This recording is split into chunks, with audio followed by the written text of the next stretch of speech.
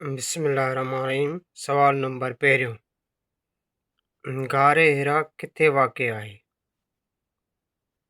जवाब, गारे हिरा मक्का मुकरमा खां कुझु फ़ासिले ते जबल नूर नाले पहाड़ में वाक़िअ आहे। सवाल नंबर ॿियो, पहिरीं वहीअ जो आगाज़ कॾहिं थियो? जवाब, पहिरीं वहीअ जो आगाज़ रमज़ान मुबारक में थियो।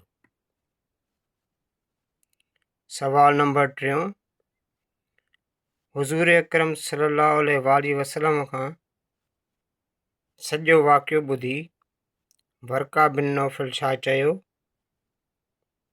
जवाब, बरका बिन नौफ़ल चयो, हीउ त उहो ई फ़रिश्तो आहे जंहिंखे अल्लाह ताला मूसा अलैहिस्सलाम ते नाज़िल कयो हो।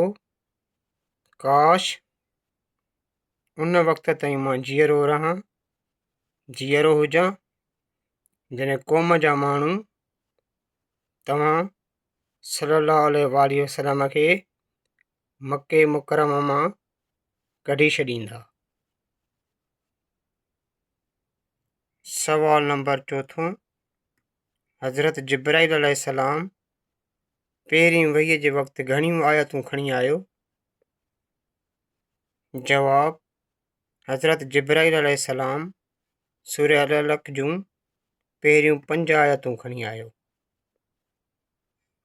सवाल नंबर 5, हज़रत ख़दीजा रज़ियल्लाहु ताला अन्हा पाण सल्लल्लाहु अलैहि वसल्लम खे कहिड़ीअ रीति दिलिजाए ॾिनी?